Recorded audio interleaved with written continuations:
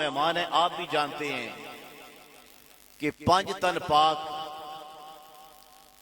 کا مضمون، پانچ تن پاک کی عظمت، پانچ تن پاک کا گھرانہ، پانچ تن پاک کی اللہ کے دربار کے اندر مقبولیت اور پانچ تن کا وسیلہ یہ کیا درجہ رکھتا ہے۔ میں سلام عقیدت پیش کرتا ہوں اپنے بھائی عامر ایاد صاحب کو، جنہوں نے اپنے والد گرامی کے لیے اس عنوان کا انتخاب کیا۔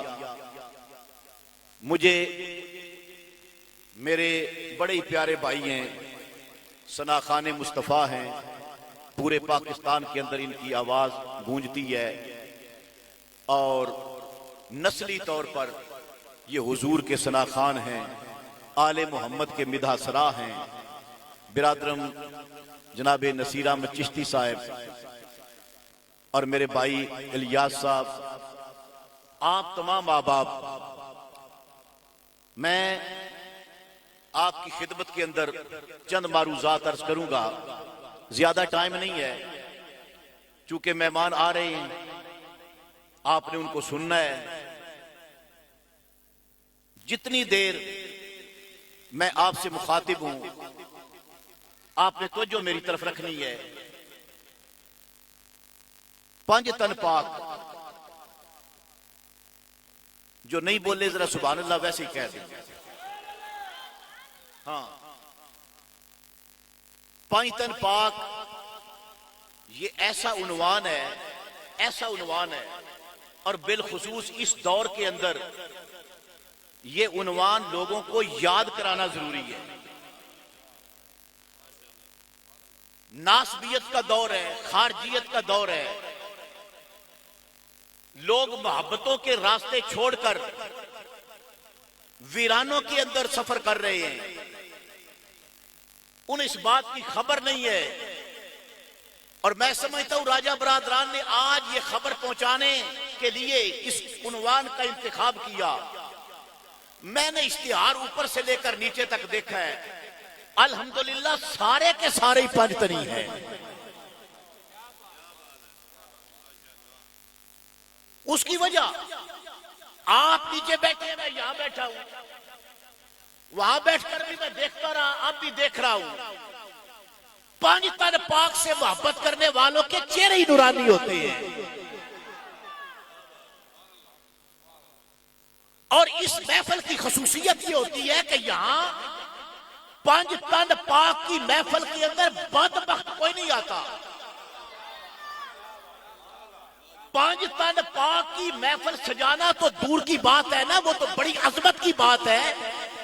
پانچ تن پاک کی یاد کے اندر سجائی گئی محفل کے اندر بدبخت کوئی نہیں آتا، اور اگر کوئی آ جائے تو وہ بدبخت نہیں رہتا۔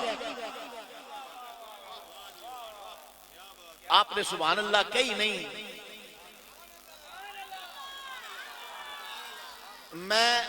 میں ابتدا کے اندر ایک بات عرض کروں، جس بندے پانچ تن پاک دی شان اتے نہیں نہ بولنا، او دے واسطے پھر میں یہی کہہ سکنا، یا اللہ تہاڑی وچ 3 پھیرے او دے نا اس سڑک اتے مشری موڑ تک لا دے، 3 پھیرے او لگ جائے۔ ایک تے میں لا کے آیا نا، میں تے پتہ ہے نا، تے جن 3 لگ گئے نا وہ ٹھکانے آ جائے دی، اس واسطے سبحان اللہ آخ لو، اور بلند آواز رکھو سبحان اللہ۔ حضرات توجہ، ٹائم تھوڑا ہے، بات کر رہی ہے پانچ تن پاک کی، میں آغاز کر رہا ہوں۔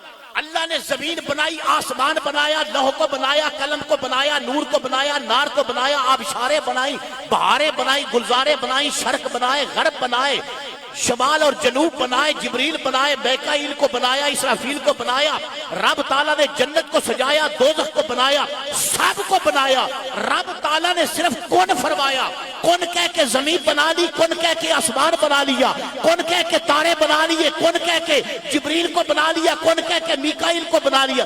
جب بات آئی نا میری اور آپ کے باپ کی، آدم علیہ السلام کی، قرآن کہتا ہے زمین رب نے کون کہہ کے بنائی، آسمان کون کہہ کے بنایا، لوح کو کون کہہ کے بنایا، قلم کو کون کہہ کے بنایا۔ آیا. لوگوں اتنی بڑی رب نے جنت بھی کون کہہ کے بنائی, لیکن جب آدم کی باری آئی تو قرآن کہتا ہے لما خلقت بیدیا, اللہ نے اپنے قدرت کے دو ہاتھوں سے آدم کو بنانا شروع کر دیا, آدم کو سنوارنا شروع کر دیا. آدم کی آنکھیں بنائی رب نے اپنے ہاتھوں سے, آدم کی پیشانی بنائی اپنے دستے قدرت سے, آدم کے بال سجائے اپنے دستے قدرت سے, آدم کا سینہ بنایا اپنے دستے قدرت سے, اندر دل سجایا اپنے دستے قدرت سے. اتنا سونا بنایا, اتنا سونا بنایا, اتنا سونا بنایا, بنا کر خود رب کو آدم پہ پیارا.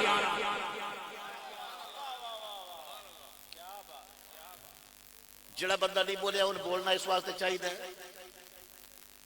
راجہ عمر یاد صاحب انہوں دے والد صاحب دی دعا تے ہونی بعد وچ اے ذکر اے تواڈے میرے باپ دا شروع ہو گیا, سارے باپ دا ذکر ہو گیا.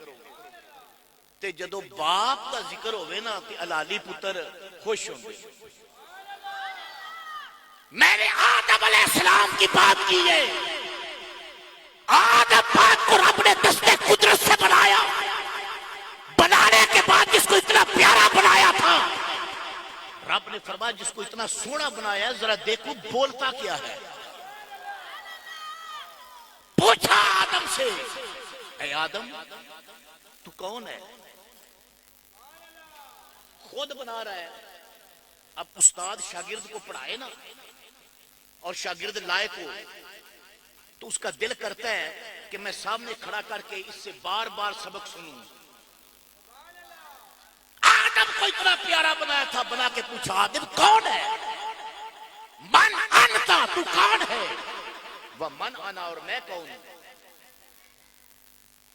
آدم علیہ السلام کہنے لگے یا اللہ تو ہے, انتا انتا وہ انا انا, تو ہے میں ہوں.